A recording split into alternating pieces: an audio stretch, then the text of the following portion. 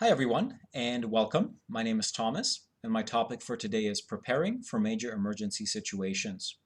I'd like to start discussing who can be impacted by a major emergency, such as a natural disaster. And essentially, it's anyone living in an area or region that is susceptible to wildfires, earthquakes, tsunamis, floods, tornadoes, and hurricanes, just to mention a few. And if you really think about it, that's potentially millions of Canadians all across this country. Just to give you two current examples, in 2014 in Manitoba there was a provincial state of emergency because of flooding, and this summer in British Columbia there are numerous states of emergency and evacuation alerts because of wildfires. Now these natural disasters are occurring more and more frequently, so please ask yourself, how would the people you love and care about most be impacted by a major emergency? Now, the government is doing its best planning for and coping with major emergencies, but we can't solely depend on the government. It's really up to us to take responsibility for ourselves, our families, and our communities. So my objective for this session is to make you act within the next 48 hours to protect yourself and your loved ones. And if you're thinking about the significance of the 48 hours, I'll cover that off later in the presentation. I'd like to now give you a potential real-life scenario. Imagine you're sitting at home and you hear a knock on the door. You open the door and there's an RCMP officer standing there, and they tell you that you have minutes to evacuate your home. What would you do? What would you have to take with you? And do you have these things at home right now? These are the questions that I will help you to answer in this session. I think the best way for us to start is by giving you some tools and resources to help you start planning and preparing. And I can't think of a better resource than Emergency Management BC.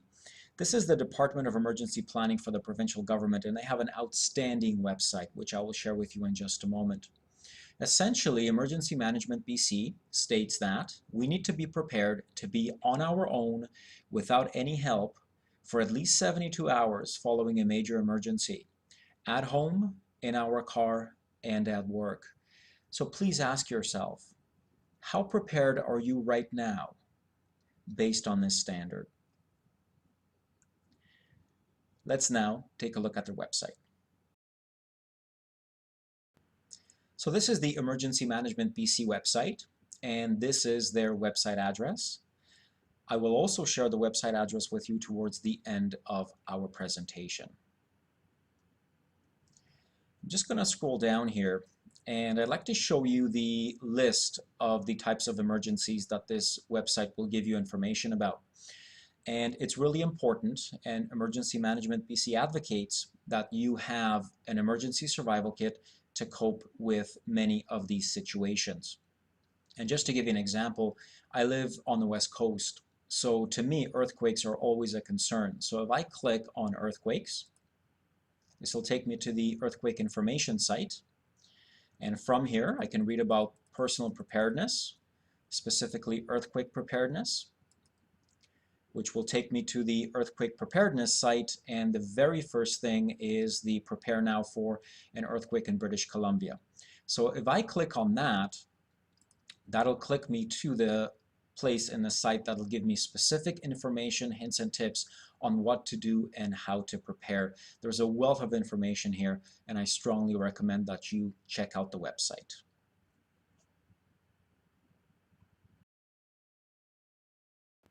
So moving back to our presentation, what I'd like to do now is I'd like to talk to you about how to put together an emergency survival kit.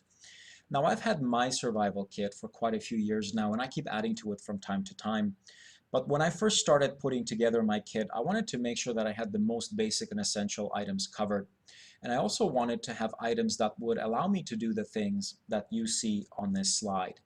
Now, I'm not going to give you an exhaustive list of things that you could have in your emergency kit. That's really up to you and your family to decide what you will need in an emergency. Ultimately, my intention is just to show you a couple of basic items to give you some ideas and to help you start planning. And what I've done is I've actually taken pictures of the things in my survival kit, and I will share those pictures with you right now. Just want to take a moment to talk about water and food because these are two very, very important things you need to have in your emergency survival kit. And I'd like to show you the products that I really like. And I'm just going to zoom in here. This is the water, and this is the food. And what's so special about these particular products is that they're vacuum packed and vacuum sealed, which means they have a 5-year shelf life, which makes them very, very convenient. And moving on to some other items.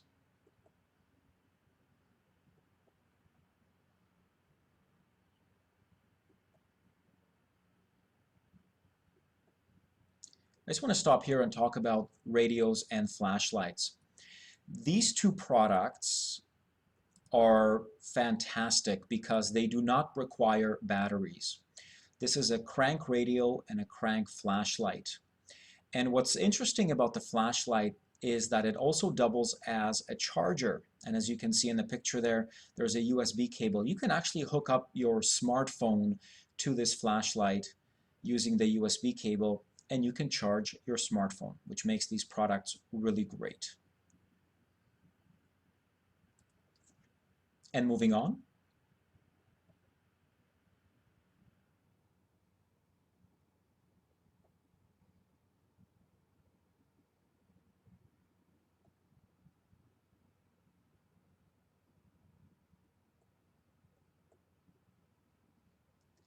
I highly recommend you also have some spare clothing in your emergency survival kit.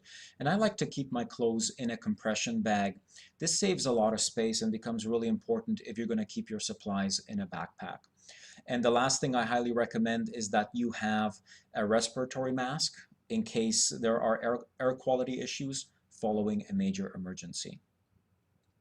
And finally, I recommend being mobile and having all of your supplies in one place. That way, if there is an evacuation, you're able to evacuate very, very quickly. So where do you buy all these items I just showed you? Well, essentially, there's a lot of different stores that you can go to. I've given you some examples here on this slide. Essentially, I have my favorites, but you can go to any store, and a good place to start is a camping equipment store. You could also go to a company that specializes in emergency preparedness, and I've given you an example here on this slide. A great company based out of Vancouver called Krasicki & Ward. I've been dealing with them for many years, and I highly recommend them. I will give you their website address towards the end of the presentation. And just wanted to also give you a couple of additional items that may not come to mind right away, but they're also very important to have.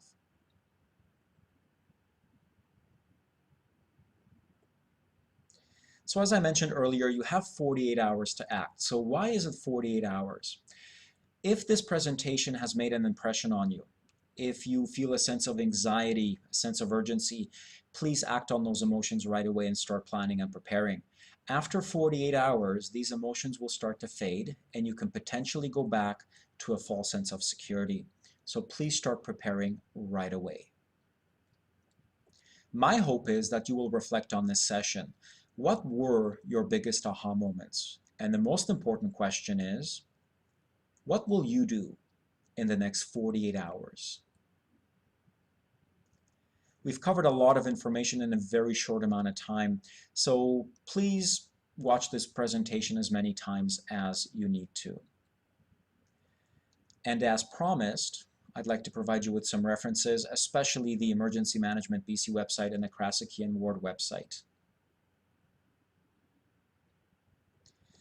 Thank you so much for your time, everyone. I really appreciate it. I hope this presentation was useful to you, and please start preparing and planning right away. I wish all of you health, safety. Take care, everyone. Bye-bye.